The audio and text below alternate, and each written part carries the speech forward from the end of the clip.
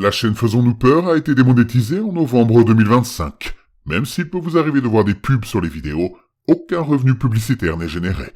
N'ayez pas peur de soutenir la chaîne à travers des donations ponctuelles, mensuelles ou des achats de très longues narrations sur le site Buy Me a Coffee. Votre soutien est essentiel pour l'avenir de la chaîne. Affreusement vôtre, la ruse.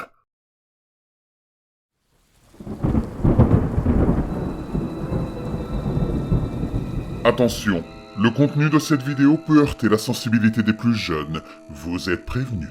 N'ayez pas peur de laisser un pouce bleu, d'activer les notifications et de vous abonner si ce n'est pas déjà fait. Quand j'étais enfant, tout ce que je connaissais me faisait des farces horribles. Je sais que je devrais probablement en parler à un thérapeute. Je le ferai, ou je l'ai déjà fait, mais ce n'est plus vraiment une option. En fait, je ne saurais vous dire combien de fois j'ai raconté cette histoire à divers professionnels de la santé mentale. J'ai 30 ans aujourd'hui, 20 ans après les faits.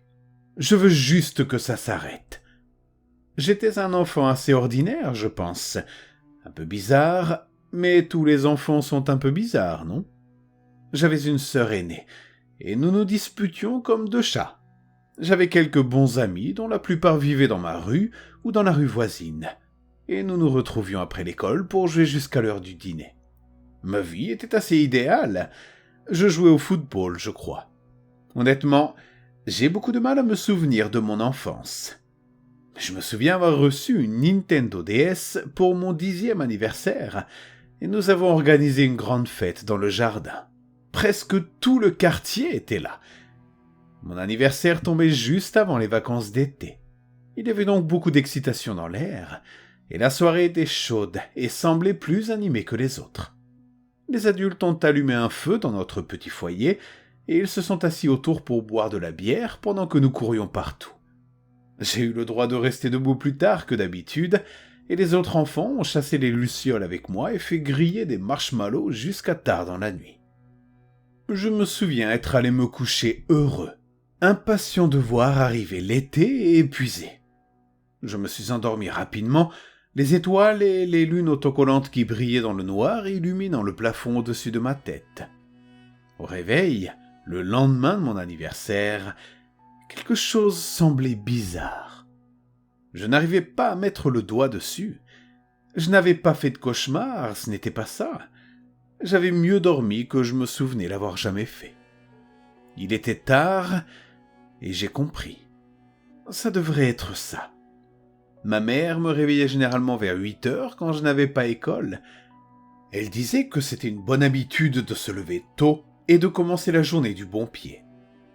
À la lumière qui filtrait par mes fenêtres et à la chaleur légèrement humide qui régnait dans la pièce, j'ai estimé qu'il était déjà environ 10 heures du matin. J'ai souri en sortant du lit. Cela devrait être un dernier cadeau d'anniversaire, me laisser dormir. Elle m'avait bien sûr laissé dormir la veille aussi, même si le jour de mon anniversaire, j'avais voulu me lever le plus tôt possible. « Maman ?» ai-je appelé dans le couloir en passant la tête par la porte. Pas de réponse, j'ai froncé les sourcils. Je me croyais dans Maman, j'ai raté l'avion. C'était samedi, donc mon père était certainement déjà au travail, mais ma mère ne devait pas être là. Ma sœur n'était pas à la maison non plus. Elle était partie la veille au soir pour passer la nuit chez une amie. Elle avait maintenant 13 ans et avait le droit de dormir chez ses amis, ce qui me rendait éternellement jaloux.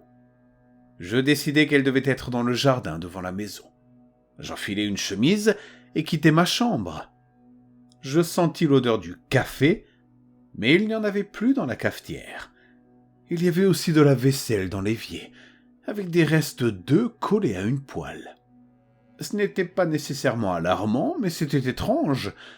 Même les jours où je faisais la grasse matinée, il y avait toujours des restes de petit déjeuner pour moi. J'ai ouvert la porte d'entrée, j'ai ouvert la bouche pour appeler ma mère, mais je me suis immédiatement figé.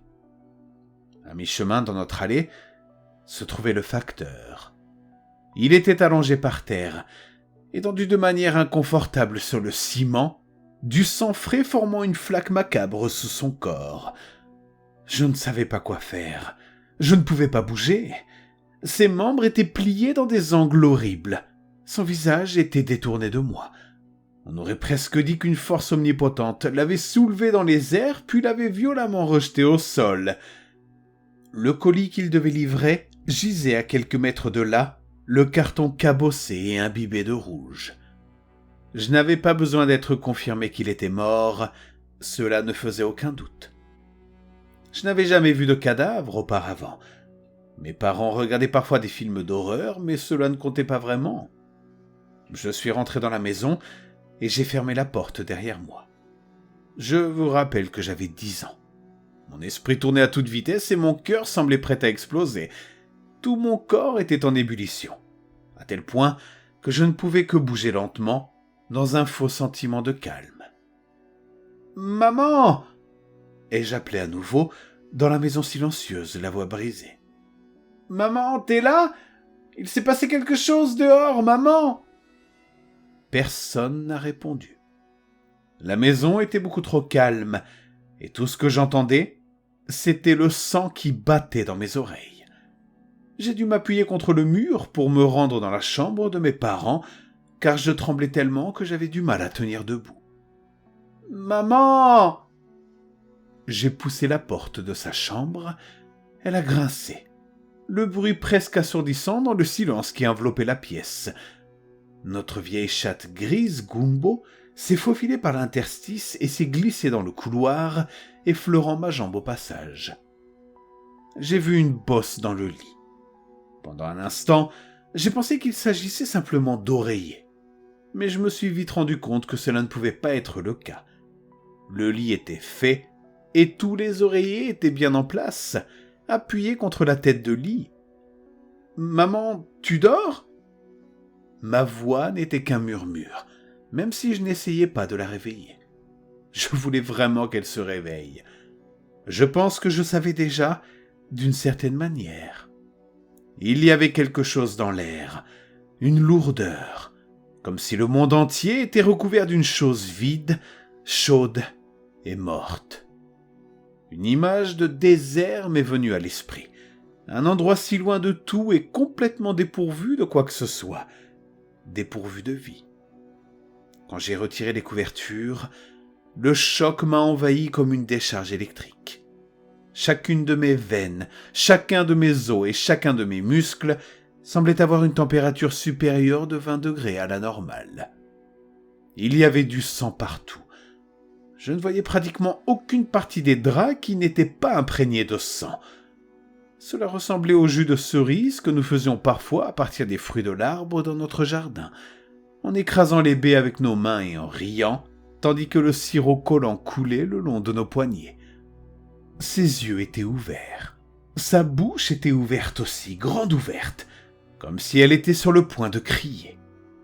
J'ai eu un haut le cœur. J'ai trébuché en arrière et j'ai failli tomber. J'avais l'impression que mes jambes ne me portaient plus. J'étais dans un état second lorsque je suis retourné en titubant dans la cuisine. Les œufs dans la poêle semblaient se moquer de moi. Je savais que mes parents m'avaient expliqué quoi faire en cas d'urgence, mais tout cela m'avait complètement échappé. Je n'avais pas l'impression d'être dans une situation d'urgence, mais plutôt dans un horrible cauchemar. Je me suis pincé le bras juste au cas où. Les voisins, c'était ça. Je devais appeler mes voisins. Leur numéro était noté sur un post-it collé à côté du téléphone. Mes doigts tremblaient tandis que je composais le numéro. Ils ont répondu après 3 sonneries qui m'ont semblé durer une éternité. J'ai entendu une sorte de grésillement, comme si quelqu'un bougeait le téléphone. « Allô ? Bonjour. » Je me suis éclairci la gorge, essayant de me débarrasser de la boule qui s'était formée au fond de ma gorge. « C'est Gaëtan, votre voisin. » J'ai entendu une sorte de petit rire étouffé, comme si quelqu'un essayait de le retenir, puis des chuchotements. « Bonjour, Gaëtan, » a dit la voix. J'ai supposé que c'était la mère, Madame Winston. « Tout va bien ? Je peux t'aider ? » Il s'est passé quelque chose. Ma mère... Oh, mon chéri, dit Madame Winston d'un ton doux. Mais quelque chose dans sa voix me semblait profondément étrange. J'ai eu un pincement au cœur. « Pourquoi ne viendrais-tu pas ici ? Nous allons essayer de comprendre ce qui se passe ensemble. »« D'accord. » Je me souviens avoir raccroché avant qu'elle n'ajoute quoi que ce soit. Quelque chose dans sa voix me mettait mal à l'aise, mais je ne savais pas où aller. Je me suis faufilé par la porte arrière pour éviter de croiser le facteur, Gumbo, notre petite chatte, me regardant partir. J'ai frappé à la porte du voisin. Pas de réponse. J'ai frappé à nouveau. Pas de réponse. Je me suis approché des parterres de fleurs et j'ai regardé par la fenêtre. Quelqu'un était allongé sur le canapé, la tête penchée en arrière comme s'il regardait le plafond. Pendant un instant, c'est ce que j'ai cru. Jusqu'à ce que je vois que sa poitrine était ouverte, comme celle d'un patient sur une table d'opération. Des entrailles, des organes et du sang, beaucoup de sang. C'était Monsieur Winston, vêtu de son gilet et de son short marron. Mort comme le facteur. Mort tout comme ma mère. Quelque chose m'a envahi, et j'ai enfoncé leur porte d'entrée. Elle n'était pas verrouillée, ce à quoi je ne m'attendais pas vraiment, alors je suis tombé dans la pièce, atterrissant sur le ventre, le visage heurtant le sol. Je me suis retrouvé face à Madame Wilson, qui gisait morte devant le téléphone. Ses yeux étaient ouverts eux aussi. Une mouche était posée sur l'un d'eux, rampant sur le blanc, s'arrêtant toutes les quelques secondes pour se frotter les mains. J'ai commencé à pleurer. Je réalisais enfin que c'était réel, que ce n'était pas un rêve, et que je voulais désespérément voir ma mère. Je me suis relevé précipitamment, manquant de vomir quand j'ai réalisé que mon visage était couvert de sang, de son sang. Je l'ai essuyé avec mes mains, essayant de le faire disparaître le plus vite possible. Puis, instinctivement, j'ai léché mes lèvres. Horrifié, je me suis préparé à sentir le goût métallique du sang sur ma langue, mais il n'est jamais venu. C'était sucré. J'ai hésité, tremblant sans cesse, avant de porter prudemment l'un de mes doigts rouges à mes lèvres. C'était sucré. Des souvenirs ont envahi mon esprit. Des souvenirs de pâtisserie avec ma grand-mère, du sirop sucré que nous versions parfois dans les bols à mélanger. C'était du putain de sirop de maïs. Je courus jusqu'au travail de mon père, qui se trouvait de l'autre côté de la ville.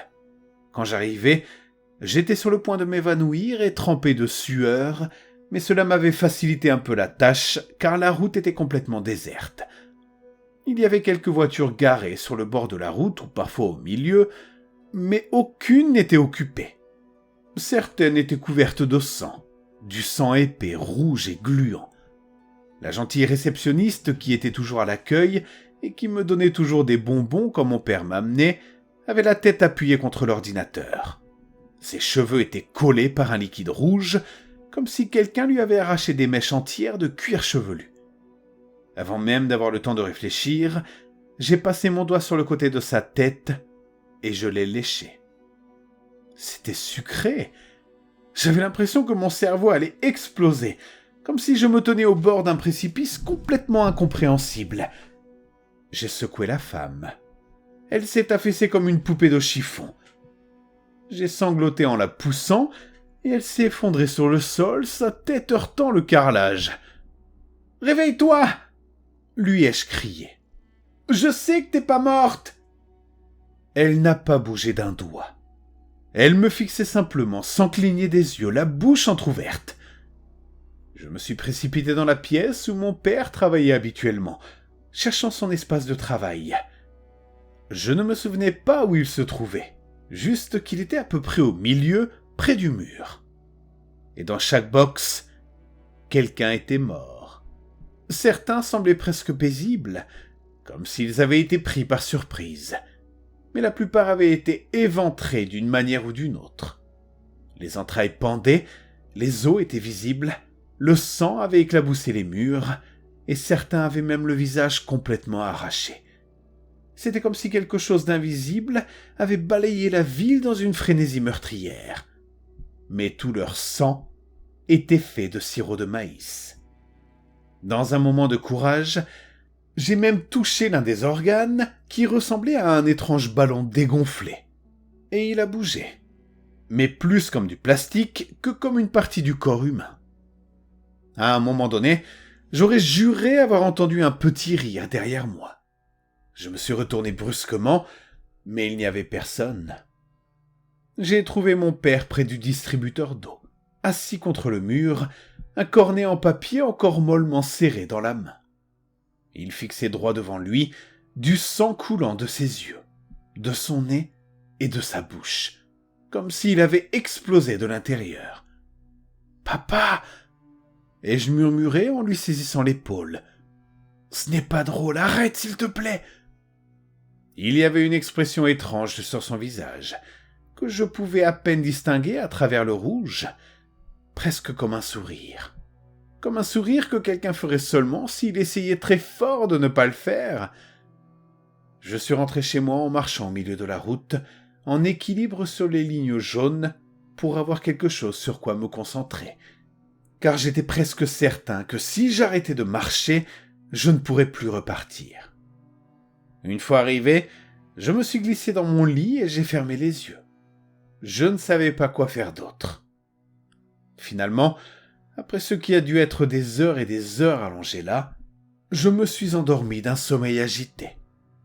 Je me suis réveillé parce que quelqu'un me secouait l'épaule. J'ai crié, je me suis débattu pour m'éloigner, immédiatement réveillé et terrifié. « Waouh !» Ma mère recula en souriant. « Désolé mon grand, je ne voulais pas te faire peur. » Je respirais difficilement. Je la regardais en serrant ma poitrine. Elle allait parfaitement bien, du moins en apparence. Elle se tenait là, vêtue d'un chemisier blanc et d'un jean bleu, les cheveux attachés comme d'habitude, les yeux brillants et joyeux. Quel jour sommes-nous ? Son sourire s'est estompé et elle a légèrement froncé les sourcils. C'est alors que j'ai remarqué l'odeur de bacon qui flottait dans la cuisine. « C'est dimanche, je crois, mon grand, tu te souviens ? 2 jours après mon anniversaire, donc hier, c'était réel. Que s'est-il passé hier ? » Elle posa le dos de sa main sur mon front en poussant un petit soupir. « Est-ce que l'un des enfants du quartier avec qui tu joues t'a rendu malade, mon chéri ? Tu te sens bien ?» Je n'ai rien dit parce que je ne savais pas quoi répondre. Je me suis convaincu que j'étais peut-être vraiment malade, que c'était peut-être une sorte d'hallucination due à la fièvre, et j'étais tellement soulagé de la voir que je ne voulais plus y penser. Je suis allé prendre mon petit déjeuner, assis à table entre mon père et ma sœur, et tout était normal.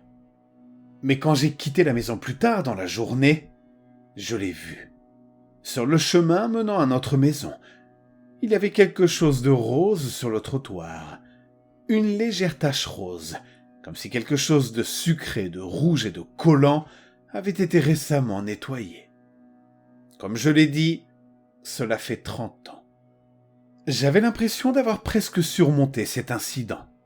J'avais interrogé toutes les personnes que je connaissais à maintes reprises au sujet de cette journée, mais aucune d'entre elles ne semblait avoir la moindre idée de ce dont je parlais. Mais malgré tout, j'avais presque tourné la page, et cela ne s'était plus jamais reproduit. Jusqu'à aujourd'hui. Aujourd'hui, quand je suis entré dans le cabinet de mon thérapeute, il semblait étrangement calme. D'habitude, il y avait de la musique, quelque chose d'apaisant et de doux, et il y avait des gens dans la salle d'attente et à la réception qui tapaient sur un clavier. Mais aujourd'hui, rien. Personne. Le silence total. Je suis entré dans le cabinet du docteur Sheldon, perplexe. C'est alors que je l'ai trouvée morte sur le tapis, son sang éclaboussant tous les murs, coulant même du plafond. C'était fou, je le sais, mais j'ai immédiatement goûté son sang. Il était bien sûr sucré. Je l'ai retourné et ses yeux étaient ouverts, un étrange sourire sur son visage. Cette fois, J'ai fait quelque chose que je n'aurais jamais pensé faire quand j'étais enfant. J'ai vérifié son pouls. Elle est vivante. Je ne sais pas quoi faire. Je n'arrive pas à croire qu'il me refasse le coup après si longtemps. Il trouve ça drôle ou quoi? Voici ma théorie. Et si ce n'était pas l'esprit du narrateur qui a inventé tout, mais eux qui contrôlaient la réalité? Depuis son enfance, le narrateur serait le sujet d'une expérience inconnue. Une expérience capable de réécrire le monde autour de lui.